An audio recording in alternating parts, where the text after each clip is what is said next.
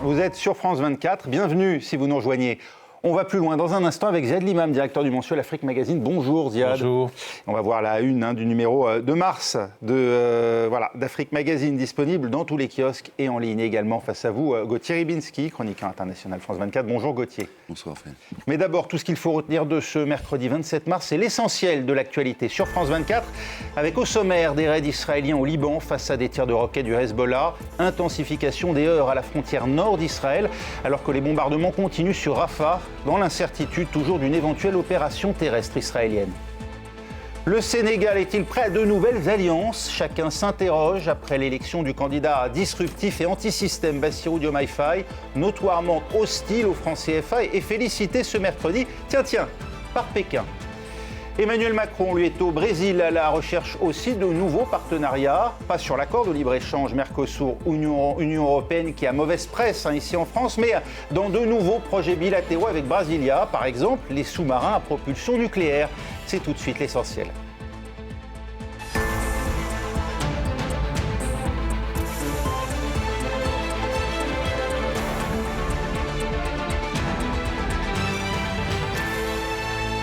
Après 48 heures de brouille, les Israéliens à nouveau prêts à aller en délégation à Washington. Il est question d'une offensive terrestre sur Rafah, ou plutôt côté américain, des moyens de l'éviter.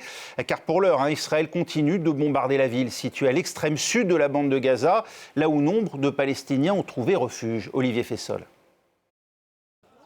Un corps sorti des décombres d'un immeuble bombardé. Une scène devenue quotidienne à Rafah, à l'extrême sud de la bande de Gaza. Nous étions chez nous et nous avons entendu le bruit d'une forte explosion qui a secoué tout le quartier. Nous nous sommes rendus sur place et nous avons trouvé des morceaux de corps sur le sol, des gens mutilés, comme vous pouvez le voir avec ces traces de sang. La ville, qui abrite plus de 1,5 million de personnes, dont une majorité de déplacés, vit toujours sous la menace d'une opération terrestre des troupes israéliennes.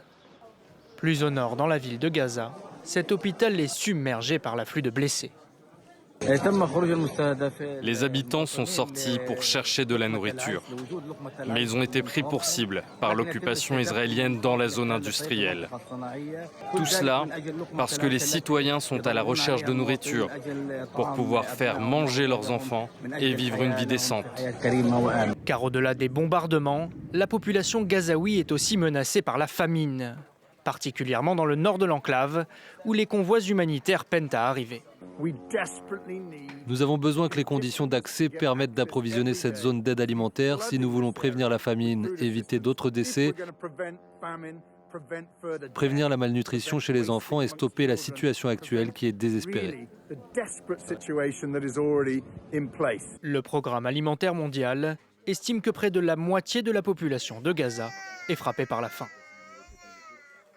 Israël a à nouveau prêt, je vous le disais, à discuter avec Washington après la brouille consécutive à l'abstention américaine sur le vote au Conseil de sécurité lundi d'une résolution, la première appelant à un cessez-le-feu immédiat. Pour autant, il y a loin de la coupe aux lèvres, Ziad Limam, l'envoi d'une délégation ne veut pas dire qu'Israël renonce à son offensive sur Rafah, encore moins qu'elle est prête à négocier une trêve. Ne renonce pas. Alors sous quel format, sous quel déroulé militaire? Je pense que c'est quand même une question. Les bombardements continuent. On sent qu'on est quand même dans un moment, c'est pas le premier, mais dans un moment de négociation assez dur entre d'une part les États-Unis et Israël, entre Israël et le Qatar et l'Égypte et les États-Unis et le Hamas par biais. Donc il y a à la fois la question du cessez-le-feu, il y a à la fois la question de la libération des otages, il y a à la fois la question de l'aide dont on est au-delà de l'urgence, et à la question pour Benjamin Netanyahou de dire « je n'ai pas gagné cette guerre tant que je n'ai pas pris Rafah » et pour détruire définitivement l'appareil du Hamas. Donc on est dans cette espèce d'échangeur, voilà, d'échangeur de guerre dans lequel il peut se passer quelque chose d'ici ce soir, demain, après-demain. Voilà. Après, bon, il y a des choses un peu spéciales, faire voter des résolutions aux Nations Unies, puis après le porte-parole du département d'État qui dit bon, finalement, elle n'est pas, comment ils ont dit, elle n'est pas obligatoire. Elle n'est pas contraignante. Ouais. Bon, ok, très bien. Donc, on a une nouvelle notion de la résolution des Nations Unies. Au moins, c'est dit clairement. Donc, on voit bien à quel point les États-Unis sont dans un jeu extrêmement complexe qui consiste à soutenir une partie de l'opération militaire dont ils aimeraient en fait probablement maîtriser les paramètres. Ce que ne laissent pas faire Benjamin Netanyahu et les Israéliens. Et puis on essaye aussi, je crois, de jouer sur la coalition, de faire pression. Au pouvoir, il y a un ministre qui a démissionné, on fait pression sur Benny Gantz, etc. Bon, en attendant, les images très partielles qu'on voit sur le terrain sont assez catastrophiques. Ouais, et les parachutages d'aide alimentaire donnent lieu à polémique. Faut-il les poursuivre, sachant que le Hamas les accuse d'être responsables de noyades ou encore de bousculades mortelles, Gauthier? Oui, c'est effectivement le risque avec les parachutages d'aide alimentaire. Je pense qu'il y a un autre risque quand même, et qui était avéré jusqu'à présent, et aussi en temps, entre guillemets, normaux, c'est qu'il y a une sorte de dîme prélevée par le Hamas. Le Hamas a toujours procédé de la sorte, c'est-à-dire que quand il y avait justement des distributions alimentaires ou bien une meilleure donne sur le plan économique, qui en bénéficiaient? Ceux qui étaient dans l'orbite du Hamas. Et si les Palestiniens de Gaza pouvaient s'exprimer d'abord librement, mais surtout en dehors d'une crainte existentielle de tous les instants, c'est ça aussi qui sortirait. C'est-à-dire que Gaza, pardonnez-moi de le dire, mais c'est un double blocus que subissait Gaza ou que subit Gaza, israélien et aussi du Hamas, à la fois sur le plan alimentaire et puis sur le plan aussi politique. Donc la question de savoir, si vous voulez, si les parachutages sont une bonne chose ou pas, il faut aller au plus pressé. Et de ce fait-là, la question du coup est assez secondaire, et c'est quand même assez fort de café, pardonnez-moi, pour le Hamas de dire voilà, c'est dangereux. Écoutez, sans blague, il y a autre chose qui est là en jeu, de par l'opération israélienne. Ça souligne l'impossibilité de l'acheminement terrestre. Non, oui, en plus. Je suis partiellement d'accord, parce que franchement, d'abord, si on avait des accès normalisés. C'est pour ça que je dis que ça souligne l'impossibilité de si les accès terrestre. normalisés existaient, les camions pourraient rentrer, ils seraient inspectés. Or, aujourd'hui, l'inspection sert à bloquer les camions. Aujourd'hui, il y a des gens qui sont à la frontière de Gaza avec l'Égypte et qui bloquent, à la frontière d'Eretz, et qui bloquent les camions. Donc on est bien dans une situation assez surréaliste où, pour faire semblant d'apporter une aide, on balance des cartons qui peut-être finissent ou pas dans les mains du Hamas. Mais déjà, si on avait ces flux qui seraient régularisés, que les Israéliens pourraient contrôler, s'ils acceptaient le principe. La réalité, c'est qu'ils n'acceptent pas vraiment le principe. C'est que eux, la guerre continue et que la guerre, il faut aller jusqu'à Rafah. Après, on verra. En fait, ce qui est assez désastreux dans tout ça, c'est, si on se projette un tout petit peu, c'est quoi Gaza dans 6 mois ? C'est quoi Gaza dans 8 mois ? C'est quoi ? C'est une zone de non-droit, avec une armée semi-d'occupation, mais pas d'occupation, avec aucune autorité, avec une question qu'on pose quasiment chaque jour. Et personne ne répond à cette question, parce que c'est la question. D'abord, on sait très bien que le Hamas, à moins d'aller faire la guerre sur 70 capitales dans le monde, il y aura toujours le Hamas. Il ne sera peut-être plus à Gaza, en tous les cas dans sa forme telle qu'elle est aujourd'hui, ou telle qu'elle l'a été, puisqu'il est quand même très affaibli. Mais qu'est-ce que vous voulez faire de Gaza ? Messieurs les Américains, messieurs les Israéliens, messieurs les Égyptiens, monsieur tout le monde, qu'est-ce que vous voulez faire de Gaza ? Et qu'est-ce que vous voulez faire de ces 2 millions de personnes dont un certain nombre ont été tuées ou sont blessées ou sont sous les décombres ? Et le vrai problème étant là-dedans qu'on ne parvient pas, ou on ne veut pas, d'un côté comme de l'autre, avoir une réflexion justement sur ce qu'est l'après, et Gaza étant un échelon de ce qu'est l'après. Si on s'intéresse vraiment sérieusement à ce que doit devenir ou à ce que peut devenir Gaza, ça veut dire qu'on s'intéresse sérieusement aussi et politiquement ce qu'est la question palestinienne. La gouvernance palestinienne. Et ce qu'est la gouvernance palestinienne et aussi la furie israélienne. C'est dans ce contexte que des échanges de frappes ont eu lieu cette fois au nord d'Israël, à sa frontière avec le Liban. Serge Berberi, vous êtes à Beyrouth pour France 24. Décrivez-nous la situation. Eh bien, un calme précaire règne à la frontière libano-israélienne après une série de bombardements israéliens sur des localités du sud Liban. Peu après l'Iftar, Tsahal a mené un raid sur un café de la ville de Nakoura. Un bilan provisoire fait état d'au moins 4 morts et d'une dizaine de blessés. Auparavant, l'armée israélienne avait également mené une frappe sur une maison dans le village de Taïr Harfa, non loin de la frontière. Une frappe qui aurait fait au moins 2 morts, des combattants du Hezbollah, selon les médias locaux. Selon l'armée israélienne, Tsahal a mené une série de raids au Liban contre des positions du Hezbollah en représailles au lancement de roquettes contre la ville de Kiryat Shmona, des tirs qui ont fait 1 mort, un ouvrier israélien. Une opération en réponse, elle aussi, à des bombardements israéliens meurtriers survenus la nuit dernière dans le sud du Liban et qui ont visé les locaux de l'association médicale islamique, un centre affilié à la Jama'a Islamiyya, c'est un islamiste issu des frères musulmans, proche du Hamas. L'armée israélienne a dit avoir éliminé un important terroriste et des saboteurs impliqués dans des attaques contre le nord de l'État hébreu. Côté libanais, l'Agence nationale d'information évoque la mort de 7 secouristes. Le ministère libanais de la Santé a dénoncé ce matin une violation du droit international humanitaire. Au Liban, le représentant de l'Organisation mondiale de la santé a de son côté condamné, au nom de l'OMS, les attaques répétées contre les secouristes et les travailleurs de la santé. Pour terminer, eh bien, juste vous rappeler que depuis le 8 octobre, côté libanais, plus de 300 personnes ont péri dans des frappes israéliennes, en majorité des combattants du Hezbollah. Et à Beyrouth pour France 24, Ziad Imam, le Hezbollah accuse Israël d'avoir tué 7 secouristes, sauf qu'il s'agit de membres du groupe Jama'a Islamiyya, qui est un groupe étroitement lié au Hamas, qui revendique de mener des attaques en commun contre Israël depuis le sud Liban. Est-ce qu'Israël ne fait pas face en fait là à un belligérant supplémentaire ? Le Liban, déjà globalement, le Liban et Israël sont en état de belligérance, ça n'a jamais arrêté. Donc techniquement, on est dans la belligérance. On est dans cette espèce d'entre-deux où chacun a des lignes rouges et qui pour le moment, alors tous les jours ça dérape un peu plus, mais quand même, les conséquences d'un conflit ouvert seraient extrêmement difficiles pour les deux acteurs, parce qu'effectivement, le Liban pourrait payer cher le déclenchement d'une offensive du Hezbollah, mais le Hezbollah, ce n'est pas une petite organisation militaire. On se doute que depuis le dernier affrontement frontal, ils ont largement augmenté leur capacité, en particulier semi-balistique, missiles, etc. Et puis, est-ce qu'Israël veut ouvrir un troisième front ? Parce qu'il y a 2 fronts en Israël. Il y a Gaza, il y a la Cisjordanie. Est-ce qu'on ouvre un troisième front sur la frontière nord pour une armée qui est quand même déjà extrêmement sollicitée et déployée ? Donc voilà, je pense qu'on est dans ce théâtre d'ombre. Et puis, on envoie quelquefois un truc pour dire, voilà, c'est là que ça s'arrête là.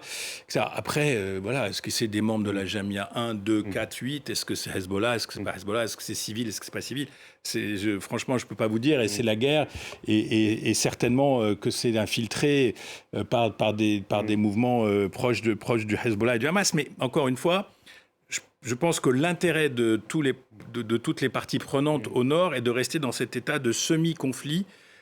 Parce que l'ouverture d'un front complet serait très difficile à gérer. C'est ça, on est toujours dans une logique de riposte graduelle entre Israël et le Sud-Liban ?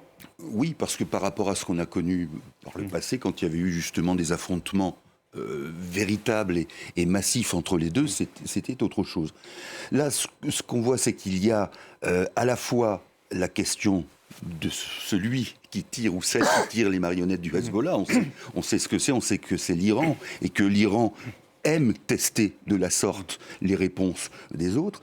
On ne peut pas oublier non plus que du côté d'un Netanyahou, le fait d'avoir éventuellement, comme disait Ziad, 3 fronts, au minimum 2, ou si on compte le nord d'Israël et sud-Liban, c'est une manière aussi de dire aux sceptiques américains, vous voyez bien, nous sommes pris à la gorge et vos problèmes, vos scrupules, vos problèmes d'éthique, ça n'est pas d'actualité parce que nous sommes menacés de toutes parts. Donc, il y a cette dimension-là. Et puis, pour le Hezbollah, il y a aussi ce qu'on disait, c'est-à-dire qu'une guerre véritable risquerait d'aboutir à l'effondrement de l'État libanais et que jusqu'ici, le Hezbollah vit aussi parce qu'il est censé représenter, alors non seulement la résistance à Israël, mais aussi finalement le seul pôle stable de ce Liban.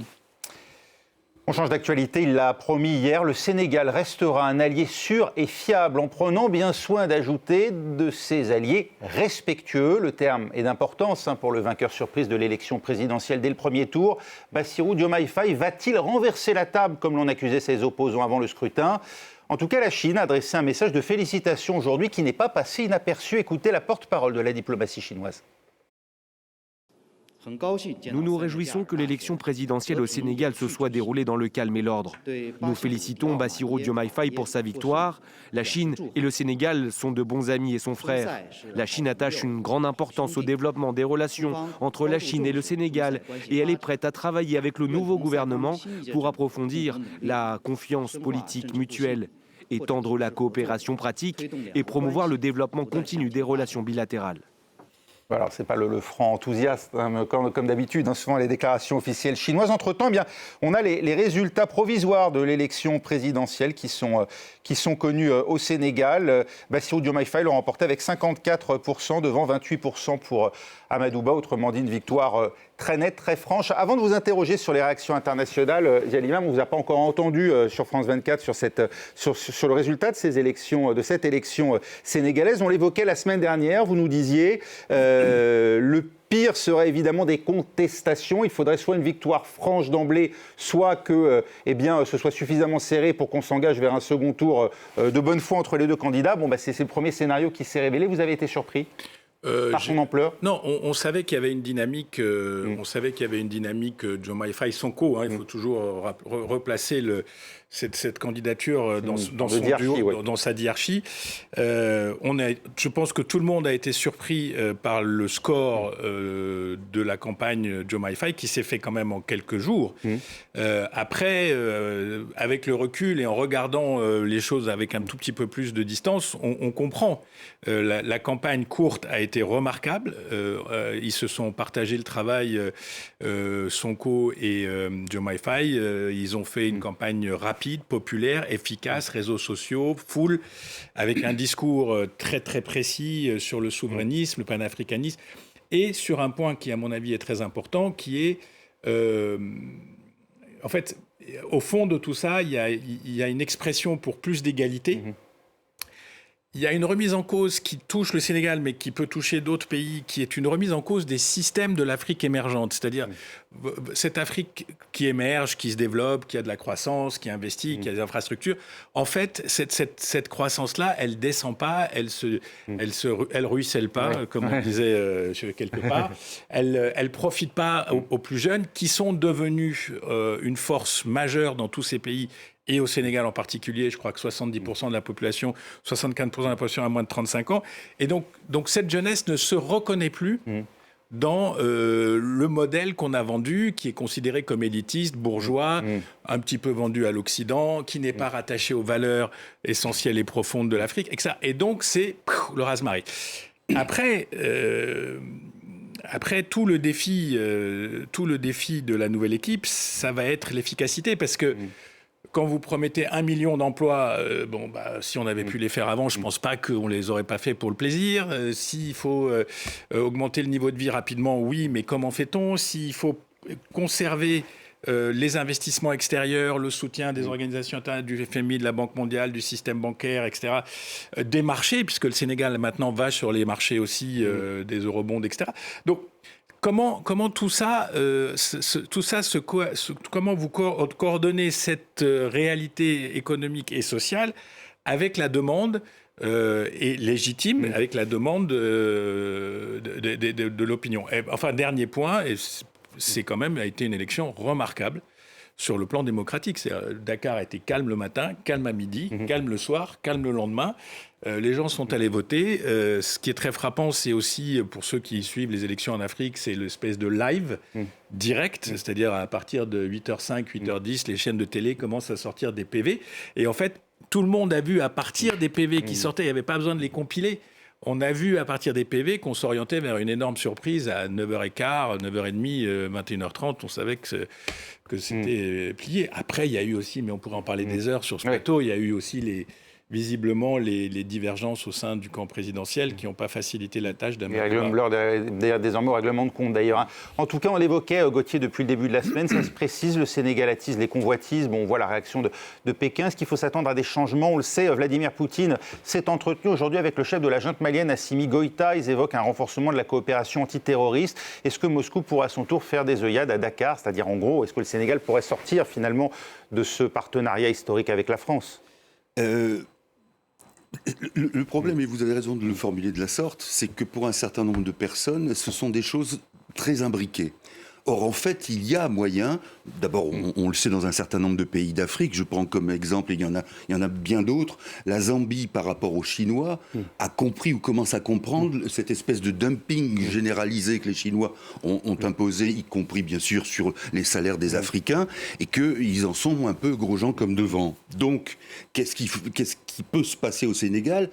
Peut-être pas la même chose, précisément parce qu'il y a cette pratique démocratique qui fait qu'on n'est pas dupe.